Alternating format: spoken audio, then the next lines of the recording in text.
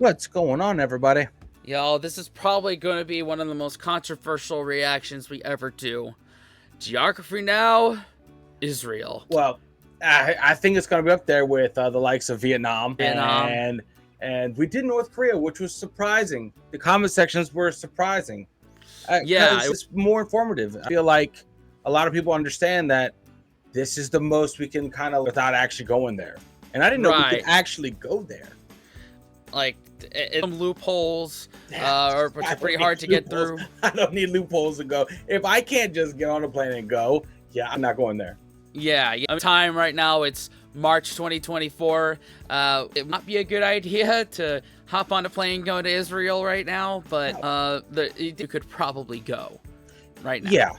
Yeah. A lot of loopholes. Yeah, no, you go there. I mean, you advise it, but I think the danger for America isn't as absolutely insane. It's always had some sort of possible Insanity. danger. Yeah. It's all been like, hey, this could pop off at any second. Yeah. You just want to go in? Yeah, let's go in. All right. 3, 2, 1. To be the most controversial video I've ever made. Even saying the word Israel will ignite an onslaught of tense debates between multiple people groups. No matter what I say in this video, somebody will get mad on either side of the argument when it comes to Israel's current place held in today's world. I am not Israeli, I am not Arab, and I am definitely not claiming to be your go-to authority when it comes to Israel and Palestine issues. All I can say is I have contacted many of you guys, the Israeli and Palestinian subscribers, for help with this video. I've conglomerated all the information I could based off of what you said and added it with my research. I will try to make this video as plain and objective as I possibly can based off of the data, but it's not easy and it won't be perfect, but I will try. So without further ado, let's begin. Hey, that's good. It's time to learn geography. Fish. And another fish one. Did they stop mixing it up? I think the later ones, it's different one, but Oh wow, because Yeah. we only checked out fish videos, bro. yeah. But yeah, I'm with you on the beginning part there. That was a best disclaimer he could make. Yeah. He's gonna try and be neutral with Israel and Palestine. And I mean, you have to be. You have to put that disclaimer in, man, because people on the internet are so quick to just they don't get it. Like, dude, we're not Like, they forget that there's a human being behind yeah. the making videos like this. So what do? Not talk about it when that's kind of your thing? Crazy. Pretty You much. got to eventually get to it if you're doing all the countries. Yeah. It's Yeah. when you hit I, you know it's coming. Mm-hmm. So yeah. Jesus. All right, let's do it. Yeah.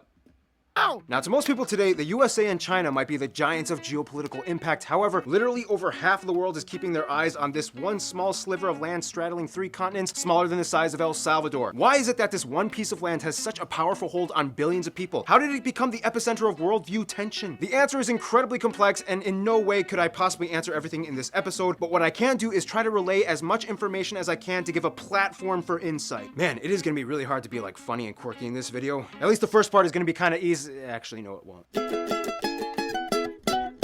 Oh my Good God. luck, man. Good luck, dude. We won't be laughing a lot, even though Barbs is a very funny, quirky guy. And he does good, entertaining. Mhm. But, man, It's all right, Yeah. man. Hey, listen. There's great people everywhere.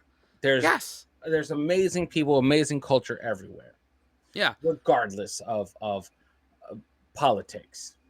Yeah. And we're checking out, and he brought up a good point that this place is right up there in terms of influence in the world with the United States and China.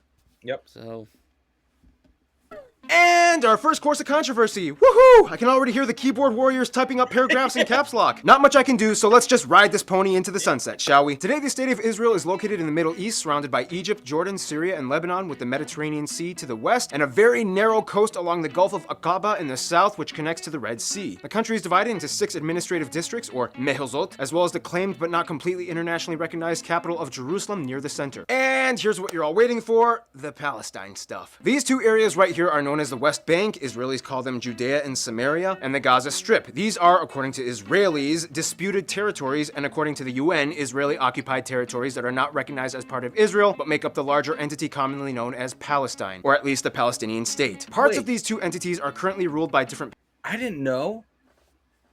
For some reason, I did not know the Gaza Strip was separated the West Bank.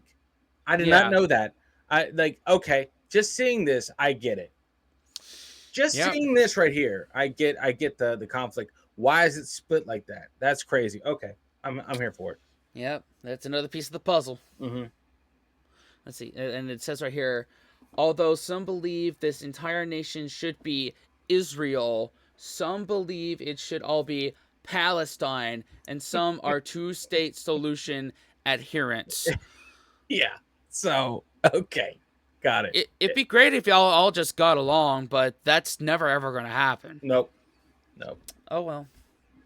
Palestinian authorities, the West Bank under Fatah, and Gaza under Hamas. In addition, even though Ramallah acts as kind of like a capital to the West Bank Palestinian Authority area, the city of Jerusalem is kind of seen as like the rightful capital of both entities. However, it's one big confusing mess of semi and fully barricaded neighborhoods with walls and checkpoints that extend all the way to the West Bank that would make your head spin if you even attempted to explain it. But I'll try! Basically, this right here, known as the Armistice or the Green Line, was established shortly after the start of modern-day Israel. Now here's the thing, although it looks like a concise division, the Green Line technically isn't a full nation-state border division, as it was set up as a ceasefire line. And this is where legal semantics get really messy. Israel has had a lot of conflicts since independence, but basically after the Six-Day War, in which pretty much everyone surrounding them attacked, Israel actually won and took over pretty much the entire state, plus the Sinai Peninsula and the Golan Heights, which has the UN Disengagement Observer Force Zone that manages the border with Syria. While everyone was taking forever to decide what to do with the newly acquired land, should they give it back for peace or should they partition it, Israelis just kind of moved into the West Bank anyway, since they figured the armistice line was no longer under ceasefire status. Eventually, they gave back the entire Sinai Peninsula to Egypt for peace, but then by the time they addressed the West Bank, there were already over 100,000 Israelis living there. And that's kind of where things got really messy. After all the settlements were set up in the West Bank, it kind of chopped up the map into pockety Palestinian neighborhood islands. These areas are kind of divided into three separate types of divisions established by the Oslo Accords in the 90s, areas A, B, and C. Type A makes up about 18% of the West Bank, but with the largest populations, classified as being under full control of the Palestinian Authority. Type B, about 22% of the land, is under Palestinian civil authority, but under Israeli security control. Finally, Area C, which makes up about 60% of the land, is the mostly uninhabited area of the West Bank, which is pretty much under Israeli control, and Palestinians must obtain a permit to build there, although getting a permit is pretty difficult. This is where most of the Israeli settlements are, and about 5% of Israel's population lives with about 500,000 Israeli citizens. But the biggest issue, finally, Jerusalem. Why is Jerusalem so important? First of all, Jerusalem was completely annexed after the Six-Day War, even though it was split previously by the Green Line. They tried to establish a very carefully structured, religiously sensitive format that allowed the three major religions to kind of each grab at Jerusalem, giving pre-1967 Arab residents in East Jerusalem and their descendants permanent residency status and the ability to apply for citizenship. However, to this day, the move is still not well received, and the majority of UN member states do not exactly recognize the annexation, as most of them believe that Jerusalem should be under international status. And in terms of why everyone makes such a huge fuss over Jerusalem, well, in the shortest way I can answer this, it contains the holiest site to Jews and the third holiest in Islam, the Temple Mount. What is the Temple Mount? Well, according to what we know from ancient recorded history from both internal and external sources, this place was the claimed site of the first and second Jewish temples thousands of years ago until it was destroyed by the Babylonians first and then rebuilt only to be again destroyed by the Romans. Then it was made into a temple for the god of Jupiter until the Umayyads came in the 7th century AD and built the Dome of the Rock, which is a shrine, not a mosque, the Dome of the Chains, which is a prayer house, not a shrine, and the Al-Aqsa Mosque, which is a mosque. To the Jewish community, the dream is to one day rebuild the Jewish temple a third time on the Temple Mount, but yeah, unless something absolutely insane and globally unprecedented happens, the Muslims would probably never let that happen. And then you get into the Bible and the prophecies, it's very complicated.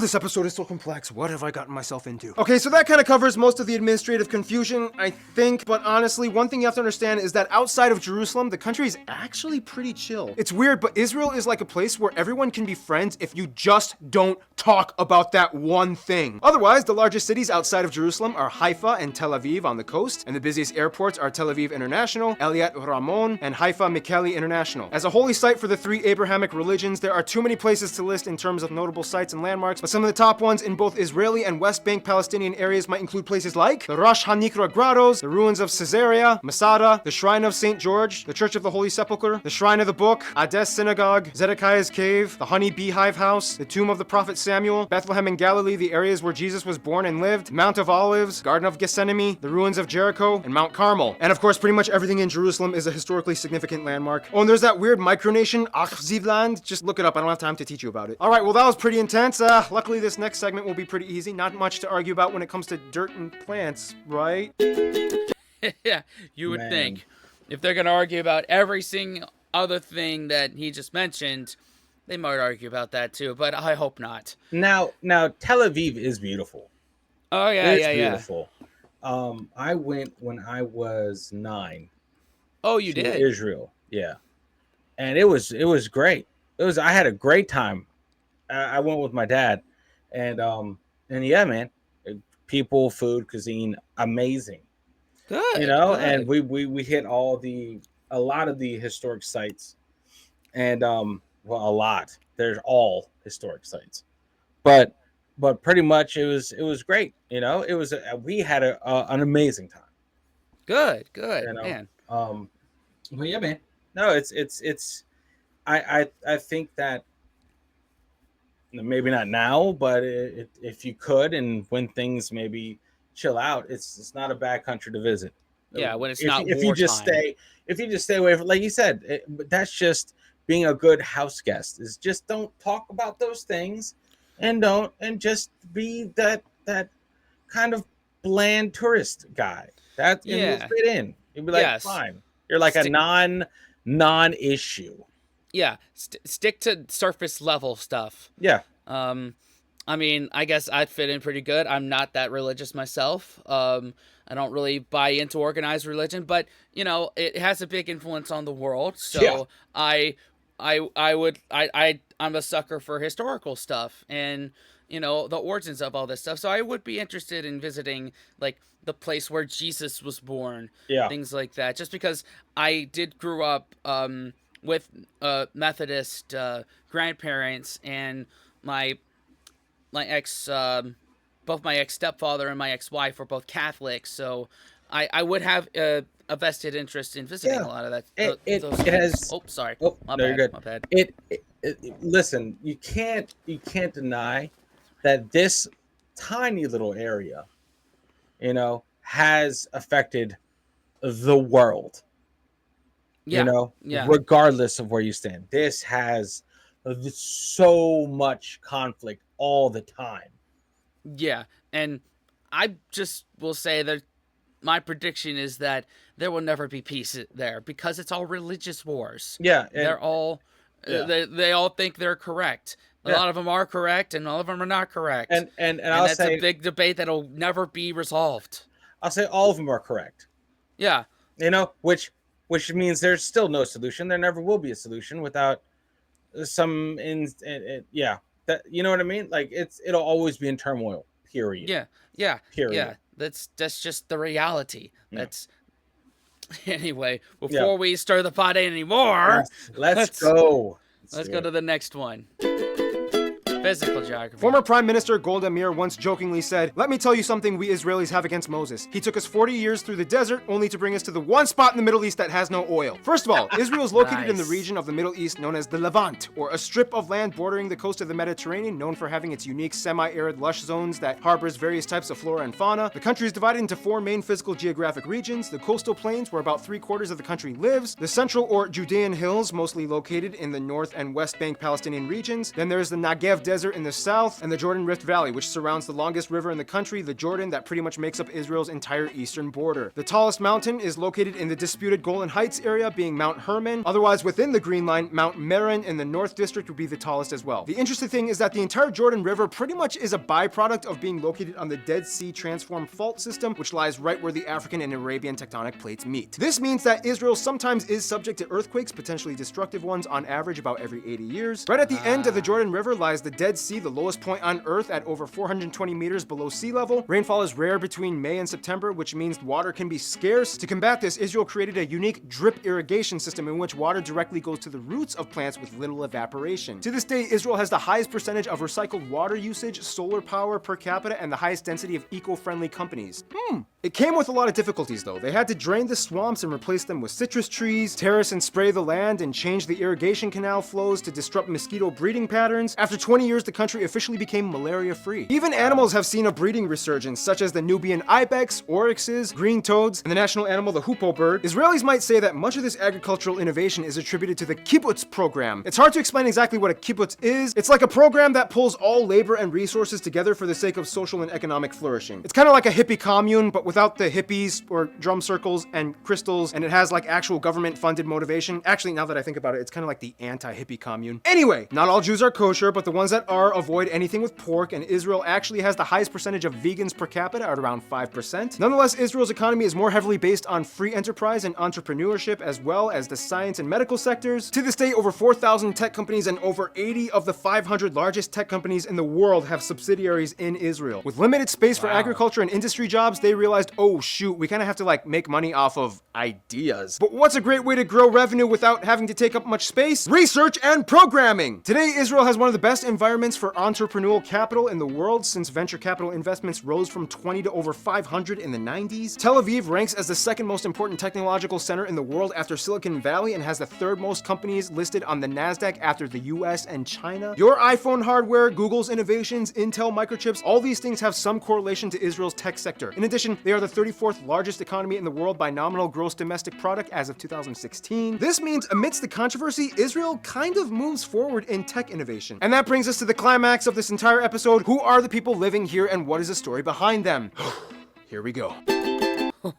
Before we get more controversy, that section right there is probably going to be the least controversial one of all of the sections here. Basically, our iPhone and our Androids and our smartphones, a lot of it has something to do with Tel Aviv. That makes sense that they had to be on top of tech.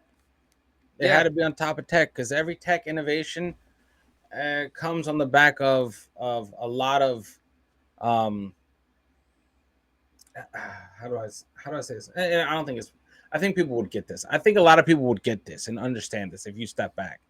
A lot of tech innovations come on the back of military advancements. Think about it. Think about our stuff we use. Satellite technology, shit like that. First implemented by military shit first. And then we get the byproduct. So when you have someone that's like all like surrounded by, let's say, unfortunate events that are surrounded by it, right?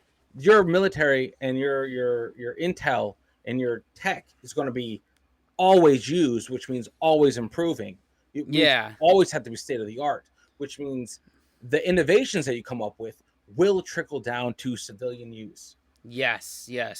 So now that makes sense because not only, Israel, Palestine, but China and the United States have had huge military histories and big militaries to this day. Yeah. So I didn't even think about that. Yeah. So I think that's it makes sense to me. When there's a big like counterintelligence agency, you tend to move forward with tech very quick. 100%. Here we go. Let's do it, man. Now, here's the thing. In many ways, yes, there is a perpetual lingering ambiance of tension that hovers above Israel. However, the people living here today are now third, fourth, and even fifth generation citizens that still might carry the strife of their ancestors to some extent. But like we studied in the Iran episode, kids are more interested in entertainment and money than they are with ideological disputes. That being said, Israel has about 9 million people, and if you include the West Bank Palestinian populace, the number swells up to about 13 million altogether. And Israel is the only Jewish-run state in the world with about half of the entire world's Jewish population. Of the country, about 75% identify as ethnically Jewish, of which the majority at about 75% being Mizrahi Jews that originally came from the Middle East and North Africa. Then you have the Ashkenazis at about 70%, whereas the Sephardic and African and Asian Jews rounding out the rest. Whereas the non-Jewish citizens number at about a quarter of the population, identifying mostly as Arabs. They also use the Israeli shekel as their currency, they use the type C, D, and H plug outlets, and they drive on the right side of the road. Now here's where things get pretty intense, because Israel has a very unique system of community and residency that that isn't really found anywhere else in the world. First of all, I think this would be an appropriate time to mention that not all Israelis are Jews and not all Palestinians or Arabs are Muslims. Israeli and Palestinian are nationalistic titles, not necessarily ethnic. There are tons of Christians that identify as either Israelis, Arabs, and Palestinians, even a couple of Baha'i, Hindu, and Buddhist residents, and many of the citizens don't even practice religion much on a regular basis to begin with. Today, about 1 out of every 3 citizens were born abroad, and 9 out of 10 of the people in the country are either immigrants or descendants of immigrants. Part of the reason for this is because of the law of return, or aliyah, a unique immigration policy that only applies to the state of Israel, which states that every Jew across the world has the right to come to the country as an ole, or migrant. To this day, non-profit Jewish organizations even fund birthright trips for Jews across the world, sponsoring a free 10-day heritage trip for young adults between ages 18 to 26. But how did all this start to begin with? Well, if you really want to tackle this, which I will try my best at doing, there's kind of like 2 sides to this story. One of them ancient and one of them modern. Throughout most of Jewish history, Jews were dispersed in diaspora across the world. However, there always seemed to be at least a few small communities left in Israel, especially around Jerusalem. Basically, the modern, keyword modern, state of Israel was initially conceived through the ideals of Zionism, which gained movement in the 19th century by this guy. He suggested that Jews should actively take measures to move back to the land of their ancestors. Over the years, more and more Jews moved in, the Ottoman Empire fell, then the land came to the mandate of Palestine under the Brits, the Balfour Declaration was made, the Brits handed the issue to the UN, and they agreed to set up a new country called Israel in 1948, which became the first time Jews had a state in over thousands of years. Now, if we're going to talk about the ancient history, then it gets way more complicated and touchy. What we do know about this area is that in the past, it was ruled by multiple kingdoms, empires, and regional powers. However, like mentioned before, we do have historical data that tells us that there was an ancient Jewish inhabitation period in this place. There are some debates on the exact legitimacy of historical claims made on both sides, but contemporary historians, both religious and secular, do agree that there was at least for sure a first kingdom of Israel that existed somewhere around 900 to 1000 BC, as it was taken over by the Neo-Assyrians and then the Babylonians, as recorded by the Babylonian chronicles that match up with the claims made in the Tanakh, or the Old Testament of the Bible. Over time, the Persians came in, and the Greeks and the Romans and the Byzantines, each of them at some point recording some kind of document about a Jewish populace inhabiting this area. Again, these are outside, non-Jewish ancient sources matching up the claims that modern historians from all worldviews can attest to. So this is kind of the basis of where Jews make their claim towards the land of Israel being their ancestral homeland. They do kind of have a historical tie. Nonetheless, of course, that doesn't excuse the fact that during all the years of diaspora, numerous other people groups have moved in and grew generations of families that have built roots and homes there as well. When you talk about this type of thing, it ignites a passionate debate amongst everyone, and I'm gonna try my best to explain it. But before I do this little skit thing, I want to give you full disclosure. What I'm about to say is a conglomeration of information I obtained from you guys, the Israeli and Palestinian geographers that have contacted me via email. We had over 100 people from all walks of life from every region of Israel, the Palestinian West Bank, and Gaza explain to the best of their ability how they would address this conflict. I took as much as I could with as much rebuttals and support claim statements, and this is kind of what I came up with. Let's begin. Israelis, you have been disenfranchising our people with the world's longest military occupation, illegally grabbing land and subjugating our people to squalid conditions as you cut us off from resources and basic rights and privileges. We have offered to share 2-state solution peace treaties 5 times in the past with you. The Peel Commission, the 1947 UN resolution, the Arab League summit rejection of land offerings in the late 60s, the Camp David Yasser Arafat rejections of the 90s, and the 2008 Mahmoud Abbas offer rejections, and you still keep saying no. We are trying to work with you. We keep saying no because ultimately this is the land of our ancestors, and we won't accept a Jewish authority, especially one that was forced upon the region by colonial powers of Europe and further assisted by United States imperialism. Well, this was the land of our ancestors too, and far before the rise of any industrialized European power, let alone a caliphate or Islamic authority. Our prophets, even before Muhammad, a Muslim at this point would probably say peace be upon him, lived in the area as well, and the Arabs, not all Muslims, but specifically Arabs, are the descendants of Ishmael, son of Abraham, as well as the true Muslim generations that lived and populated this area. Okay, that's a theological claim that we believe you believe. However, non-Muslims have a hard time believing it, considering that there are no full Quranic texts before the time of Muhammad to affirm his statements. Sure, maybe you are descendants of Ishmael, just like we claim to be descendants of Isaac, but they took over most of Arabia, not the Levant. And to us, it seems like the Quran was just inspired off of stories from the Torah, Tanakh, and New Testament in the Bible. Okay, that is incredibly offensive and wrong. Your scriptures were corrupted and re-revealed to our prophet by Allah. You're the ones that came in and pushed out hundreds of thousands of Palestinians during the 1948 and 1967 Six-Day Wars, and now you refuse refugees the right of return to their own homes prior to war times. Okay, yeah, we did displace them just as your Arab neighbors evacuated Jews from their lands that flocked to us. Why do you think there's like hardly any Jews left in former countries that used to have hundreds of thousands like Morocco and Algeria? Arabs just started attacking us from all sides. We defended ourselves and won. And in post-war situations, it's not uncommon for the victor to repartition and consolidate land. After the Six-Day War, we weren't even obligated to offer a two-state solution, but gave Egypt the entire Sinai Peninsula back and offered you sovereignty, which you denied. Well, funny, because the way how you handle your sovereignty, which shouldn't exist, is a system that systematically oppresses us and blocked off neighborhood islands that you've created illegally and aren't even recognized by the UN. Well, what do you expect? We keep getting hostile threats and actions from literally every single person around us, and especially you. Gaza keeps shooting rockets to the point where we had to build that Iron Dome defense system. You've launched 2 antifadas against us with suicide bombers. Palestinians can enter our land through checkpoints, but Israelis are almost dead meat if they even try to enter your neighborhoods. Yeah, except your military, which by the way, your military has killed thousands of our people in the process, including children. Your people have killed our people in the process, including children. Yeah, well, you've killed way more. You keep responding with a lack of cooperation and aggression. What do you want us to do? Just put down all our weapons and say, okay, we trust you? What would happen to us Jews if you took over? Do you really think we would be treated with equal rights and dignity in a Palestinian-run state? In a perfect world, we would ideally like you to just peacefully leave and return everything back to us the way it was prior to the British Mandate times. Maybe some of you can stay, but the whole nation would have to be run by Palestinians. No, we have a historical right to live here too. The UN at least acknowledges that. We've built up so much, and even though it's kind of messy, we're still doing a good job considering our quality of life. Ha! Yeah, your quality of life. Once again, treaties denied. We don't settle for your propositions. Guys, let's just chill out a little bit, okay? Here. Oh my god. Yeah, pretty much. Oh Dude. my god. Yeah, it goes way back. Way back. It's almost like the two sides that can't coexist because of the theological aspect of it. They can't have the other existing. Yeah. So there's just no coexist. There's no coexisting. Right. Like I said earlier, there'll never be peace there because it's religious wars. Yep.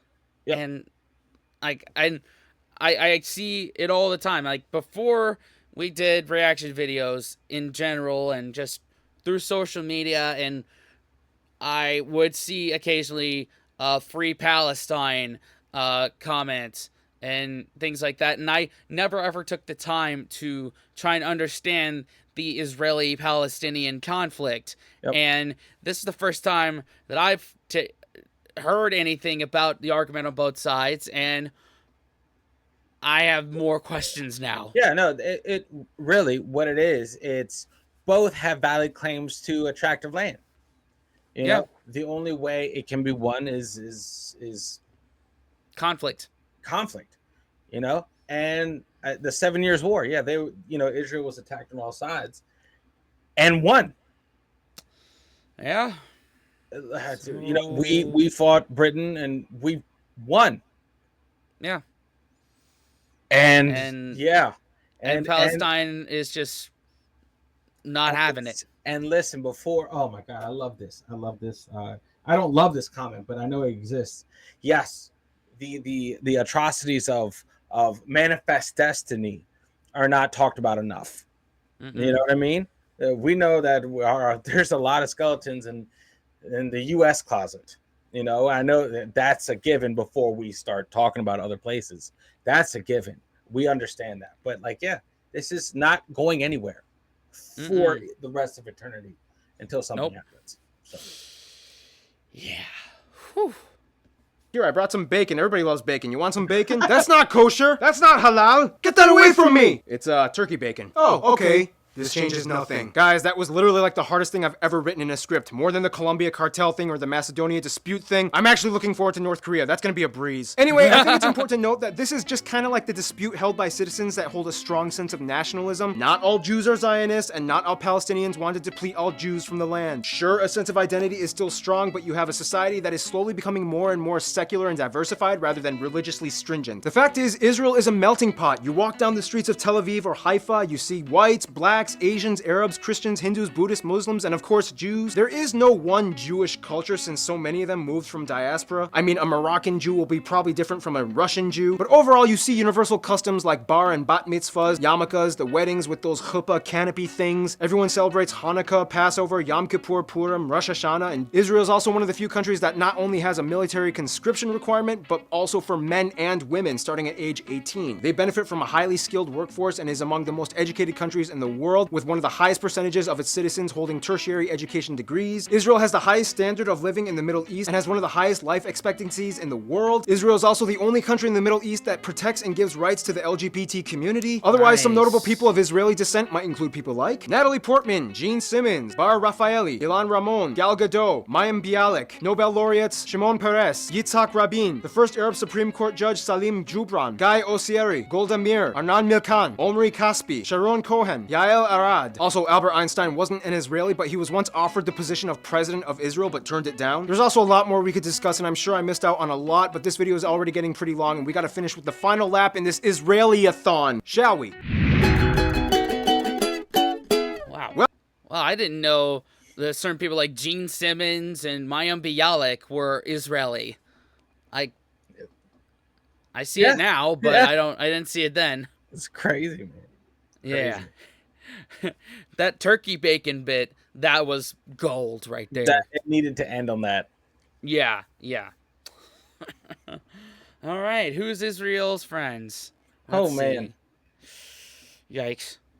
Well, we've reached the last and final leg of this journey. Israel knows that it has a lot of tension daily, so in the half-past century, it's worked on kind of building up whatever diplomatic ties it could. First of all, India. Israelis love to travel there after finishing their army service, and President Modi was the first Indian premier to have visited Israel for a diplomacy talk. The two countries like to work side by side, especially on issues regarding the Middle East conflicts. In Europe, Germany and France and Russia seem to be the closest, as the largest number of Ashkenazi Jews migrated from these places. Many still speak the languages of their respective former homelands. Egypt and Jordan are the only two countries in the Middle East that have begrudgingly reluctant diplomatic relations with Israel after signing peace treaties in 1979 and 1994. However, overall, most Egyptians and Jordanians consider it an on-paper only relationship and otherwise have generally unfavorable views of Israel. Turkic Muslim countries, however, like Kazakhstan, Uzbekistan, and Turkey, all have diplomatic ties and embassies, mostly in Tel Aviv. Turkey was actually the first Muslim-majority country to recognize Israel's statehood, and even though recently there has been a little bit of political strife, the two still do business and trade like regular. But out of all of them, Azerbaijan is probably the closest. Not only do they have great trade and business and technology and oil and gas, but many Azeri Jews have either migrated or visit their families back in Azerbaijan annually. Nonetheless, no surprise, the USA is probably the closest friend. The USA has played a key role in the development and maintenance of Israel. The US has the second highest Jewish population after Israel. Many Jewish Americans have moved to Israel and have dual citizenship, and they cooperate on almost every level of business, military, and trade. In conclusion, over half the world seems to have an opinion about this small sliver of land that seems to have more drama than you can imagine. There is no quick solution to any of the issues currently at stake, and nobody knows exactly what the future is going to look like. Again, I'm not one to speak authoritatively on any of these issues, but what I can say is that listening, even if it goes against the core of your carnal urges not to, listening is an incredibly powerful thing. We should all start listening. Stay tuned.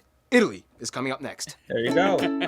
And it's like Italy was after that, Ireland was before that. Those two were breezes. This was definitely not. So yeah, he earned his Barb's keep on this one. He earned his keep on this. Yeah, Barb's good job explaining it, trying to be neutral. I know it was hard, but dadgummit, you gave it your best shot. Yeah, man. And, man. I feel bad. I feel bad that, especially when you're cultivating a space like this, the comments get all hatred. And I'm just like, dude, time and place. These videos aren't meant to solve nothing. These videos are just to enlighten. And I feel like our comment section is going to be just like that as well. We're not solving anything on YouTube. No, we're not. And if you think we are, then you're already have lost. And we're not solving anything in the comment section. You know what I mean? We're not. No people in power are going to look at ETG's comment section like, we didn't think of that. So save your comments and instead tell us, as two Americans, when we do come over as adults, how do we not stick out like a sore thumb? How do we make it seem like we're not tourists there? I guess one part would be don't mention the conflict, but also like what are other cultural things should we avoid doing? Well, I would say we just stick to the parts that are designated. You don't wander. You know? Yeah, that's But what I remember, thought. it's a massive tourism industry. Yeah, Because it's the biggest place for 3 global religions. correct. So there's always pilgrimages there from three different religions. So it's like there's people. It's when I went there, it is a mixture of everybody. Everybody's there. It's a melting pot. Right. Everyone's Right. there. So I think you would enjoy it over there. You think so? If once things calm down, if they ever do calm down just a little bit more, if there is ever a peace talk, right, or a ceasefires and all that stuff, go. It's beautiful seeing the Garden of Gethsemane, the Wailing Wall, stuff like that. That's all history, guys, and I think everyone should have access to history.